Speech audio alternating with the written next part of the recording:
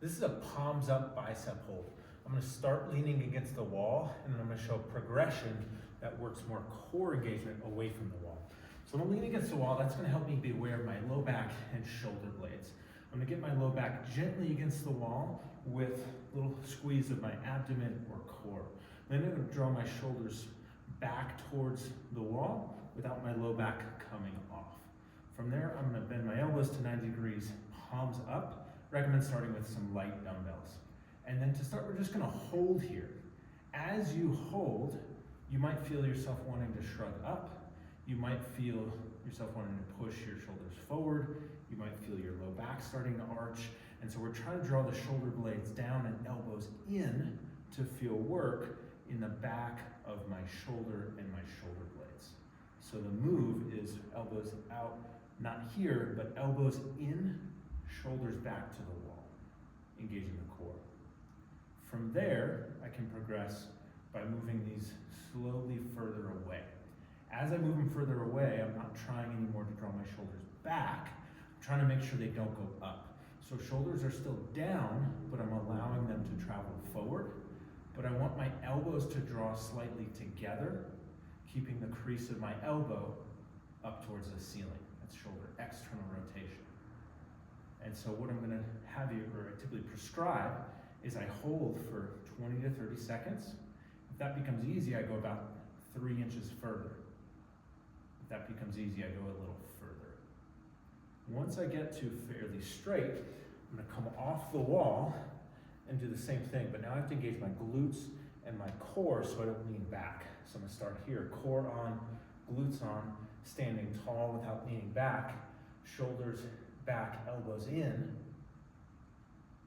and then I'll slowly progress further and further. So the key move there is almost like a scooping motion with the elbow. So the elbow's gonna wanna creep out, which gets shouldered up. So I wanna scoop my elbow in towards my shirt, starting with the shoulders back and core on, because I don't want to lean back at first. That's why we start on the wall, because now I don't have to worry about my low back. I can feel if it comes off. When I come off the wall, I need to stay engaged and engaged at the glutes. So as I draw my shoulders back and hold the weight, my body doesn't do this, and I don't shrug up. And then as I extend out, I'm thinking about this scooping inward motion with the elbow, and that gets engagement all back through here. So the goal of this, you're gonna feel work in the biceps, sure, but I wanna feel work back of the arm and shoulder blades, maybe just past my fingertips there.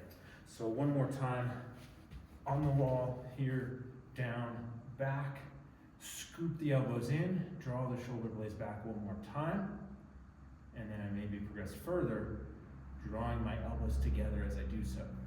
Then I come off the wall, brace, squeezing the glutes, scoop the elbows in, shoulders start slightly back, and then I progress away, just making sure I don't shrug up to my ears, don't flare elbows out, and don't start to lean back.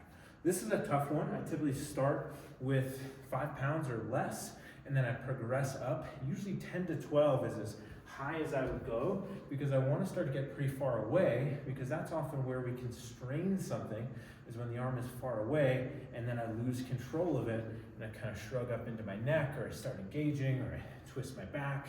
And so don't want to go heavy, especially at first, but I want to progress all the way out. I don't need to necessarily be all the way straight, but pretty straight-ish, we'll say, is the scientific word. So that's the palms up dumbbell hold. Can be a great stability exercise, particularly after you're maybe recovering from some discomfort at the shoulder or the neck. Of course, with anything that I prescribe, don't continue if it's